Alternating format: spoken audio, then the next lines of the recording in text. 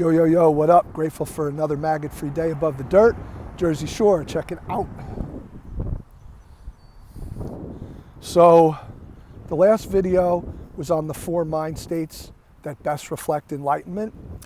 And this video is on what's called the near enemies. The near enemies are 4 experiences that we will have that are so similar to the mind states that reflect enlightenment, we mistake them for them. And this can be tricky because we need to be mindful in the midst of delusion to recognize this stuff. We need to be able to kind of take a step back and bring an awareness to what we're going through and see through the illusion of it. So let me review the mind states that reflect enlightenment: loving kindness, compassion, sympathetic joy, and equanimity. These are the mind states that reflect enlightenment. The near enemies, we'll do one at a time. The near enemy for loving kindness is attachment. So what this means is, what we're experiencing feels like we're experiencing love, but really it's attachment. And the difference is, love, we are giving. Attachment, we are taking. So that's usually the good red flag. If we're, having an experience and it's all about what we can get and what we're getting from it, and that's what's behind our intention, then it's not love, it's not kindness, it's attachment. So, but I'm sure we've all felt that way, and we've all experienced this one primarily, that, we think we're in love, we're just attached, right? The next mind state is compassion. So the near enemy is pity. So compassion means we're able to put ourselves in the other person's shoes, as well as going through the experience with them, feeling exactly what they're feeling, dealing with exactly what they're dealing with, alongside them. Pity separates us from them, and it's a condescending, even arrogant perspective and position where we're looking down at the other person, and we care. It's rooted in something somewhat healthy, but from compassion, we're saying, I want to be there with you and for you. From pity, we're saying, I'm glad I'm not you. I'm glad I'm not going through this. And we separate and don't want to go through it with them. So, not that material gestures are not important, but a lot of times, if we're just throwing money at a situation rather than getting in there and doing the interconnected social type work, emotional bonding with the person, that can be a good telltale for the difference between compassion and pity. So the third mental state that reflects enlightenment, sympathetic joy.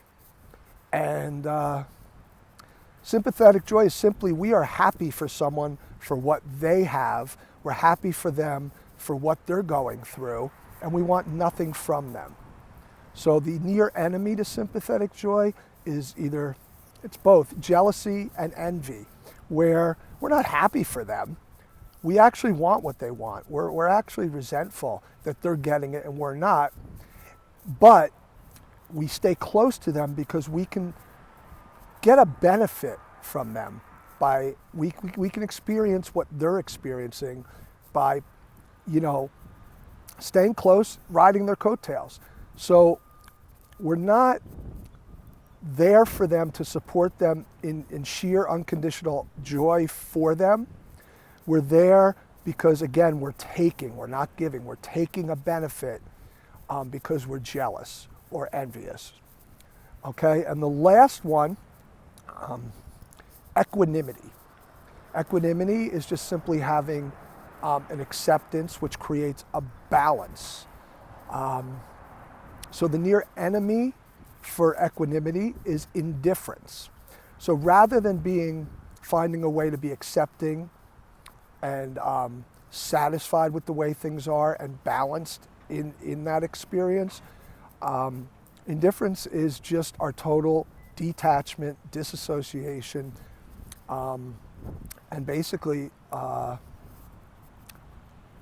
in layman's terms, we say fuck it.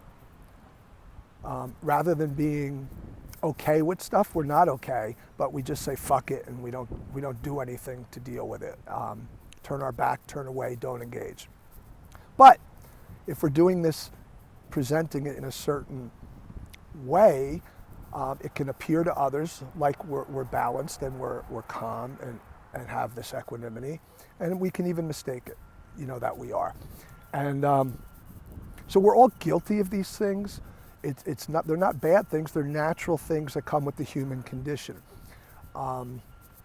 So that sacred pause I talked about in another video is important here. We need to pause and reflect on our intention, what we're doing, and is the experience the genuine one, or is it one that's unhealthy and just simulating some of the feelings and benefits of the real authentic mind states.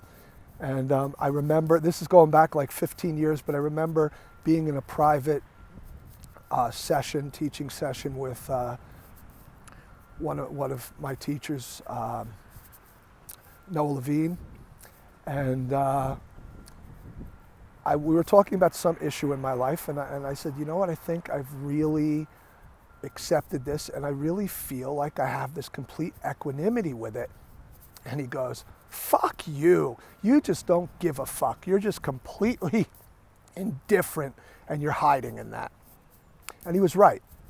So we need to be careful about these enemies because they're always near, and it takes diligence to see them and to deal with them. All right. Have a grateful day above the dirt. Peace out.